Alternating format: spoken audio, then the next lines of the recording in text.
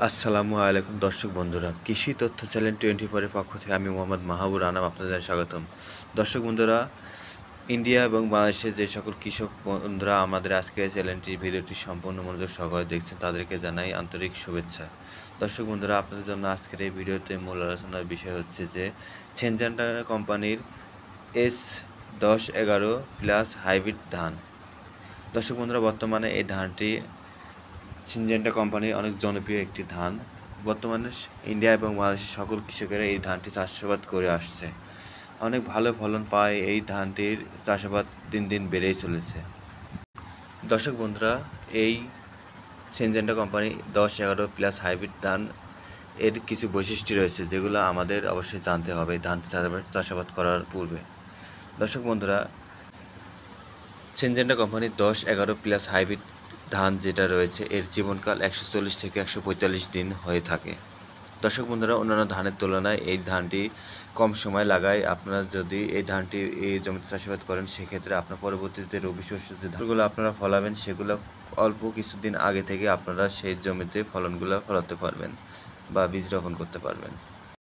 দর্শক বন্ধুরা, আরেকটি ভালো দিক হচ্ছে যে এর যে গাছগুলা বা যে কাঠিগুলা রয়েছে এগুলো বাতাস সহনশীল। অর্থাৎ বন্ধুরা, আপনারা যখন জমিতে ধান চাষাবাদ করবেন, অবশ্যই যে জাতের ধানটি আপনারা জমিতে চাষাবাদ করবেন সেই ধানটি যেন অবশ্যই বাতাস সহনশীল হয়, এদিকে অবশ্যই আমাদের লক্ষ্য রাখতে হবে। কেননা যখন আমাদের ধানের জমিতে বাতাস লাগবে বা ঝড় হবে, তখন যদি বাতাসের গোছা হেলে যায়, সেক্ষেত্রে আমাদের ধানের জমিতে ধান কম হবে এবং আমরা অনেক ক্ষতির মুখে সম্মুখীন হতে পারি। আর ধান যদি গাছ হেলে যায়, সেক্ষেত্রে আমাদের ধানের পরিমাণ সেটা কমে যাবে, আর চিটা যেটা আছে সেটা চিটার পরিমাণ পড়ে যাবে, অথবা গাছের যে আপনার হচ্ছে যে পোয়াল বা যেটা তৈরি করে এটা অনেকটা কমে যাবে বা মরে যাবে অনেকটা। দর্শক বন্ধুরা, এবার আসি রোগ বিষয় সম্পর্কে। বিএলবি রোগ, অর্থাৎ আমাদের যে ধানের জমিতে বাদামি রঙের পাতা মরা বা যে রোগটি হয়ে থাকে সেটাকে বলে বিএলবি রোগ।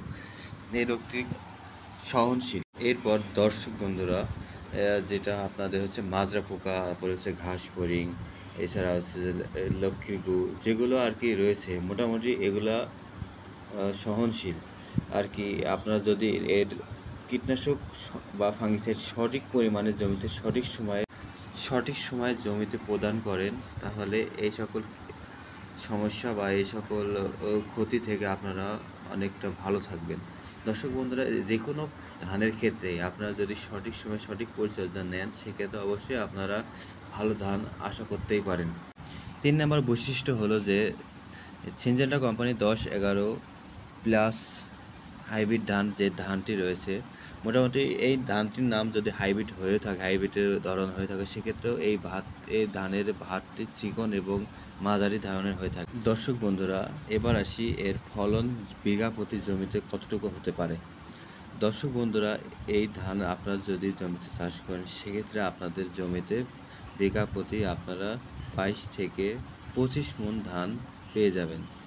অবশ্যই আপনাদের এই স্থান বা জায়গা ভেদে এক একজনের ফসলের আপনাদের উৎপাদন এক এক ধরন হতে পারে। সেক্ষেত্রে যদি আপনারা নিয়ম অনুযায়ী সঠিক সময় সঠিক পদক্ষেপ নিয়ে এবং যে চাষাবাদ করার যে নিয়মকানুন রয়েছে এগুলো যদি আপনারা ঠিকমতো পালন করে কাজ করতে পারেন, সেক্ষেত্রে অবশ্যই ভালো ফসল আপনারা আশা করতেই পারেন।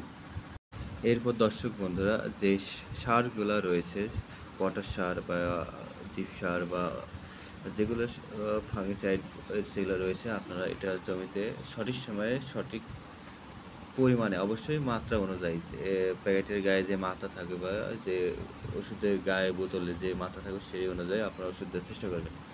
এরপর দর্শক বন্ধুরা আছে সেচ। অবশ্যই আপনাদের যে জমিতে যখন ধান করবেন, সে ধান চারা লাগানো অবস্থার পরে থেকে আপনারা সঠিক সময়ে সেচ দেওয়ার চেষ্টা করবেন।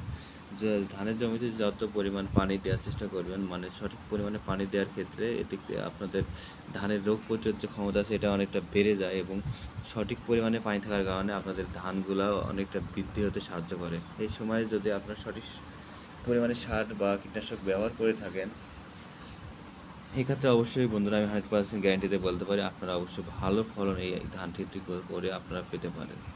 দর্শক বন্ধুরা, এরপর আসে আমরা যে আপনারা অনেকেই বলে থাকেন যে এই ধানটির বীজ আমরা কোথায় পাবো? অবশ্যই এটা সিনজেন্টা কোম্পানির একটি বীজ। অবশ্যই আপনারা যদি এই ধানটি রোপণ করতে চান বা সংগ্রহ করতে চান, সেক্ষেত্রে সিনজেন্টা কোম্পানির যে ওষুধগুলো আপনারা যেখান থেকে কিনে নেওয়া অথবা যে রিসেলার পয়েন্ট বা দোকান রয়েছে বা ভান্ডার রয়েছে, বীজ ভান্ডার, এখান থেকে আপনারা খুব সহজেই এই বীজটি সংগ্রহ করতে পারবেন।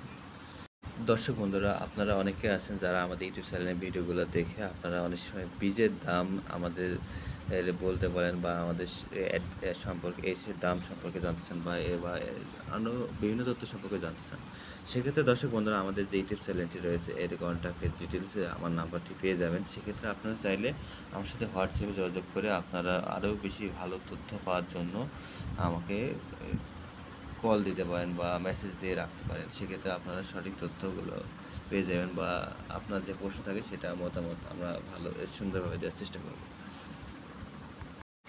দর্শক বন্ধুরা, আপনারা বাংলাদেশ এবং ইন্ডিয়ার যে সকল দর্শক বন্ধুরা এতক্ষণ ধরে আমাদের এই চ্যানেলটির ভিডিওটি দেখছিলেন শেষ পর্যন্ত, তাদেরকে জানাই আরও আন্তরিক শুভেচ্ছা।